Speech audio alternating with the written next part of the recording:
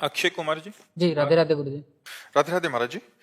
महाराज जी, क्या ईश्वर में आस्था रखने वाले भक्तों के ऊपर भगवान बहुत कष्ट नहीं देते?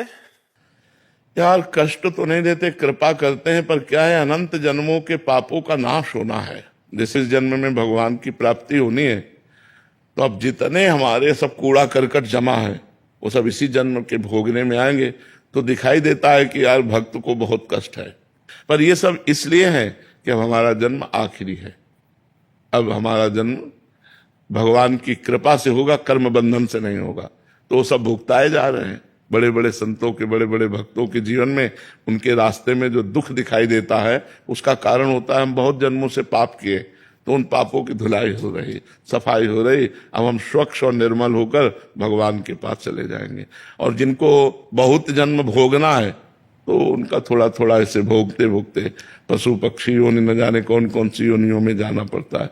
लेकिन जो धर्म से चलता है, सत्य से चलता है, उसके पापों का नाश होकर वो परम पवित्र भगवान की कृपा को प्राप्त होता है। इसलिए प्रायः धर्मात्मा पुरुष को दुखी देखा जाता है।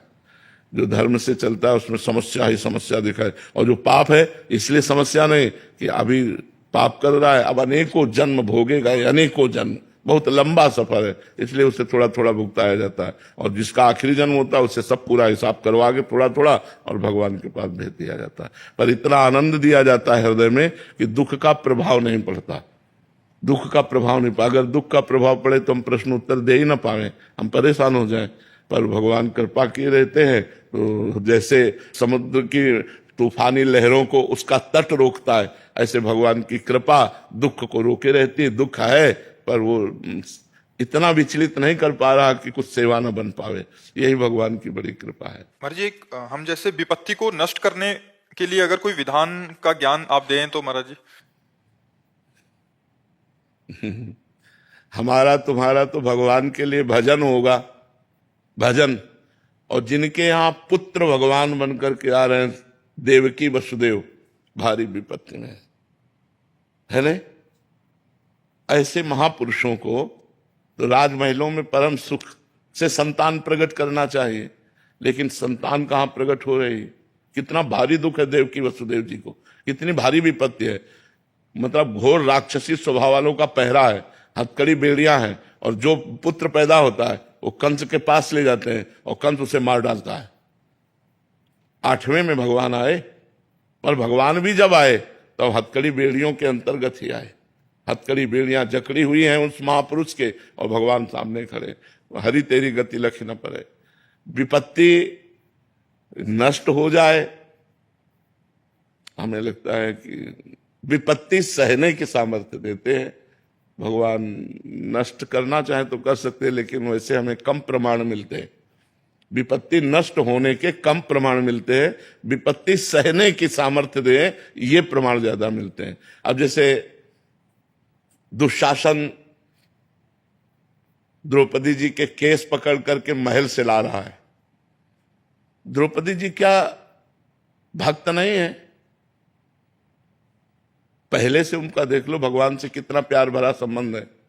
क्या सर्वज्ञ भगवान नहीं जान रहे?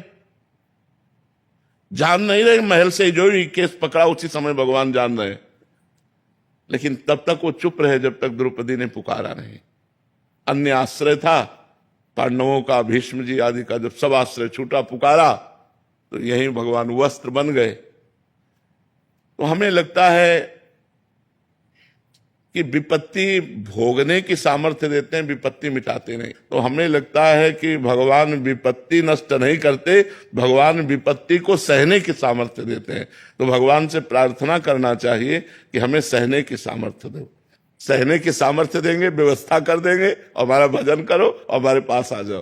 तो हमको जैसा लगता है कि भगवान विपत्ति में सहयोग देते हैं, विपत्ति में बल देते हैं, पर विपत्ति हट जाए, मिटिया मेट हो जाए, ऐसा हमने भक्तों के जीवन से नहीं देखा। भक्तों को बड़ी विपत्तियां सहनी पड़ी हैं, सहनी पड़ी है। भक्तों ने विपत्तियां मांगी हैं महाराज जी। आप भी कभी कभी बोलते हैं कि ये किडनी रोग न होता तो ये स्थिति नहीं होती। आप भी काफी बार सुना है। भगवान, हाँ, भगवान का विधान होता है। यही तो भक्तों की महिमा है कि वो दुख मांगते हैं, क्योंकि दुख में भगवान का जैसा विपत्ति में सुमिरन होता है ना, वैसा सुख में नहीं होता है। जब कोई साथ नहीं देता, एकमात्र भगवान का सुमिरन, तो वो भगवत प्राप्ति करा देता है। सुख में तो उस कोटि का सुमिरन नहीं होता, जब विपत्ति और दुख में सुमिरन होता है। इसलिए कुंती जी ने दुख मांगा था। जब भगवान युधिष्ठिर जी को राज सिंहासन पर विराजमान करके द्वारिका की तरफ चले, तो पीठ करके चले, तो कुंती जी रो पड़ी। तो लौटे और कहा, बुआ आप रोई क्यों? बोले, प्रभु जब विपत्ति थी तो सामने दौड़ते हुए हमने देखा आए हो, और आज संपत्ति हो गई तो आप पीठ करके जा रहे हो। मुझे सदैव विपत्ति दीजिए जिससे मैं आपको सन्मुख देखूं, आपकी पीठ न देखूं कि आप पीठ करके जा रहे हैं। मुझे कदम कदम पर विपत्ति दीजिए। तो विपत्ति में आपको अपनी तरफ आते देखती हैं, यही सौभाग्य का विषय होता है।